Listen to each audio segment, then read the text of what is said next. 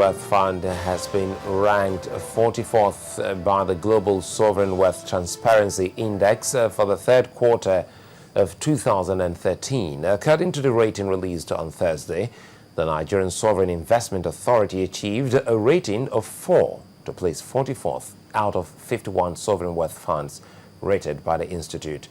Though 4 points below the recommended minimum of 8, it is a 3-step improvement compared to the rating of 1 achieved in the previous quarter by the NSIA. The index, known as the Lüneburg-Madol Transparency Index, ranks sovereign wealth funds of countries in terms of how transparent they are to the public. The Nigerian equities ended trading activities on a flat note today as the all-share index closed at 38,125.91 points. Market capitalization also remained at 12.18 trillion naira. Food giant Nestle and corn oil were on the price appreciators list, adding 15 naira and 4 naira 28 kobo to their share value. Market heavyweight Julius Berger was Thursday's top loser as investors chopped off 2 naira 49 from the equity. Wapik Insurance was the most active stock of the day, churning out 88.73 million units, followed by Guarantee Trust Bank and Transnational Corporation of Nigeria. When the closing bell rang, 5.64 billion naira had been staked on 511.20 million units of equities transacted in 5,127 deals. Not an international scene, Iran's foreign minister has expressed cautious optimism about upcoming talks on Iran's nuclear program, saying the issue is not insoluble. World powers and Iran are due to meet in Geneva later today for a further round of discussions. Foreign Minister Javad Zarif said the talks would be highly labored, but the aim was to cross over the wall of distrust created by Western policies. The West suspects Iran of seeking to build nuclear weapons, but Tehran says its nuclear program is for peaceful purposes. The 2-day meetings in Geneva come after the two sides described last month discussions on the issue as substantive and forward-looking. Well, protesters in Greece have clashed with riot police after the law enforcement officers cleared the headquarters of the former state broadcaster, ERT, using tear gas to gain entry and arresting several people. Police formed a cordon round the building in Athens before going from room to room to evacuate protesters.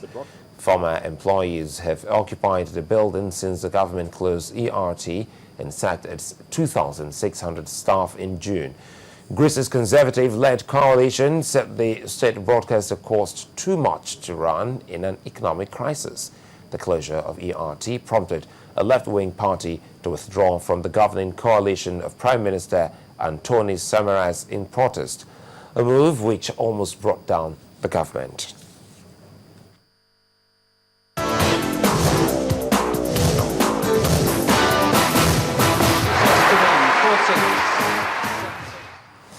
Well, Golden Eaglets coach Manu Garba has called on Stephen Keshi to give some of his players a chance to train with a full Super Eagles squad, but admits that next year's World Cup might be a bridge too far for them. Garba said training with the Super Eagles will be of immense benefit to the young lads in future. The likes of Kelechi Iheanacho, Chidera Eze and Taiwo Awoniyi have stood out in this year's FIFA Under-17 World Cup and have been tipped by football fans to be part of the senior squad for the 2018 World Cup. Now, England manager Roy Hodgson backed goalkeeper Joe Hart to regain top form, but will take the opportunity to look at understudies Fraser Forster or John Rudy in this month's friendlies against Chile and Germany. Hart has been left out of Manchester City's last 2 matches, but Hodgson said he would only be worried by the situation if the 26-year-old was still out of the team and not playing regularly by next March or April. Hodgson called up uncapped Southampton striker Jay Rodriguez for the first time, one of 3 Saints players in the 28-man squad, along with fellow frontman Ricky Lambert, who scored twice in 3 internationals, and winger Adam Lallana.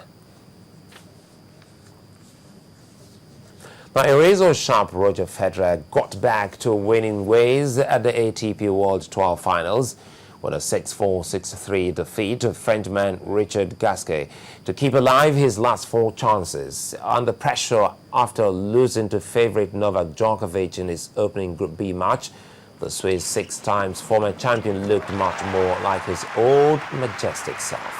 Federer will now face Argentine Juan Martín del Potro on Saturday with high hopes.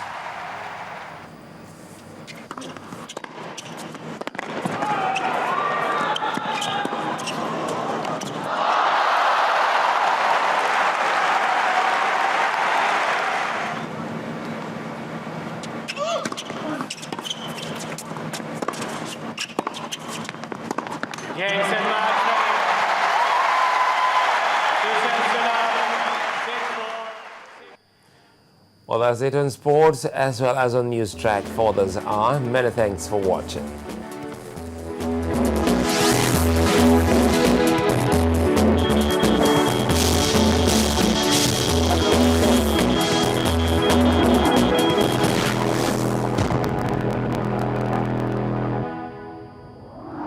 It's decision time for the people of Anambra, a time to seek answers from those jostling to lead the state for the next 4 years.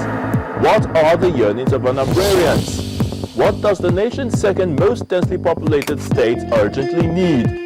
Watch the Anambra Governorship Town Hall conversation as 4 different candidates discuss their plans and answer questions that are important to the development of the state. Anambra Governorship Town Hall conversation live on Channels Television from the Emmaus Place, Awka, this Sunday, November the 10th, 2013.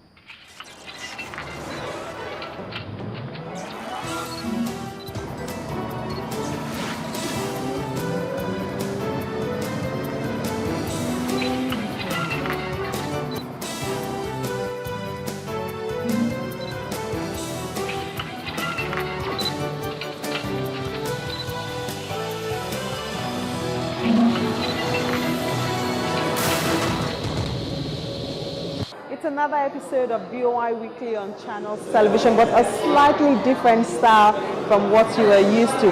On this episode, we are bringing to you the story of the second edition of the SME Live Banking Panel.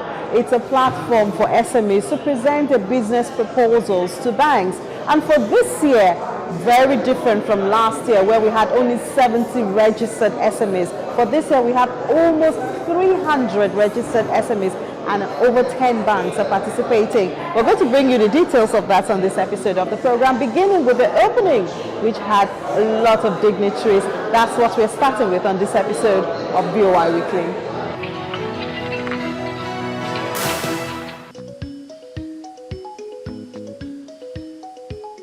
One year after the initiative took off, another SME Live Banking Panel holds in Lagos. Bank executives who normally have heavy work schedule have created time to be here. 12 commercial banks and the Bank of Industry make up this group. There's also the group for which the event is organized, the Small and Medium Enterprises Owners, Over 300 of them are here